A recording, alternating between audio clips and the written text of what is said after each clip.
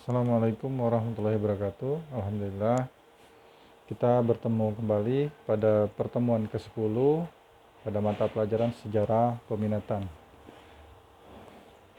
Alhamdulillah kita masih diberikan kesehatan oleh Allah Subhanahu wa taala sehingga kita dapat mengikuti kegiatan belajar mengajar. Nah, anakku, sebelum kita ke materi pada pertemuan ke-10 ini, kalian kelas 11 baik IPS 1, IPS 2, IPS 3, kalian harus mengisi absensi terlebih dahulu di Google Classroom dan di WA Group ya. Kemudian baru kita mengikuti kegiatan belajar mengajar kita. Adapun materi kita pada kesempatan hari ini yaitu hubungan perkembangan nasionalisme dengan gerakan nasionalisme di Asia Afrika. Oke, anak-anak, selamat memperhatikan materi kita.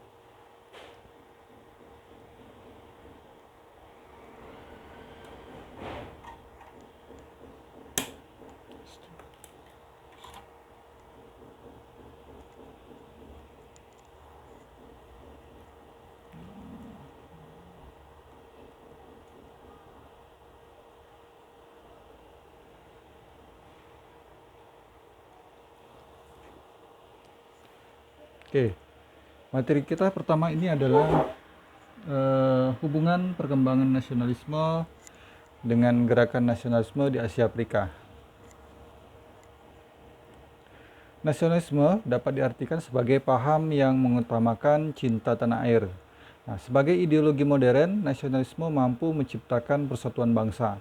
Nah, perkembangan awal nasionalisme khususnya di kawasan Eropa, ini nasionalisme berkembang pertama kali pada abad ke-19.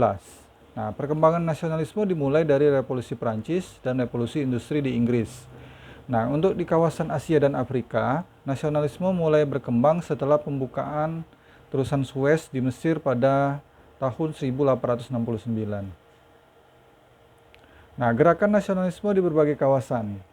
Nasionalisme di Tiongkok itu didasarkan pada Sanminchu-i atau tiga sendi kedaulatan rakyat. Kemudian nasionalisme di Jepang berkembang bersama restorasi oleh Kaisar Meiji. Kemudian nasionalisme di India ini berdiri All Indian National Congress atau berkembang Brahma Samad.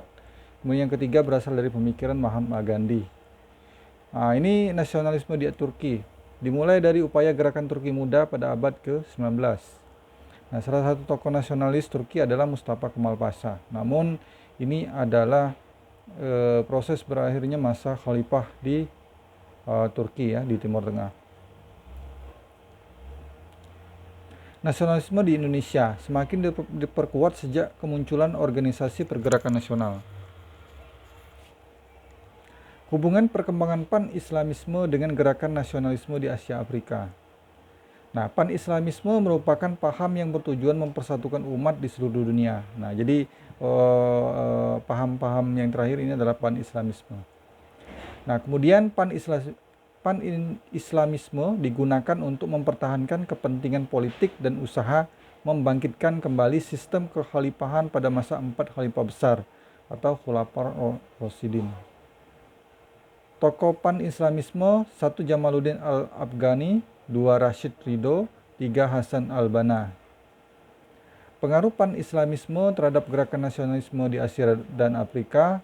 Kalau di Indonesia sendiri, pan-islamisme itu mampu membangkitkan bangsa Indonesia untuk berjuang dari belenggu penjajahan bangsa asing. Mesir, pan-islamisme di Mesir mendorong rakyat Mesir untuk memperjuangkan kemerdekaan secara penuh dari Inggris. Untuk di Irak, kemerdekaan Irak tidak terlepas dari semangat nasionalisme anti-Barat. Nah, kemudian di Pakistan sendiri memunculkan tokoh reformis Islam, salah satunya adalah Muhammad Ali Jinnah. Kawasan Timur Tengah, Libya merdeka pada tahun 1951, kemudian Sudan dan Maroko merdeka pada tahun 1956, Aljazair, Yaman Utara, Yaman Selatan, dan Uni Emirat Arab merdeka pada tahun 1962. Oke, saya cukupkan dulu anak-anak peserta didik kelas 11 IPS untuk materi kita pada pertemuan ke-10.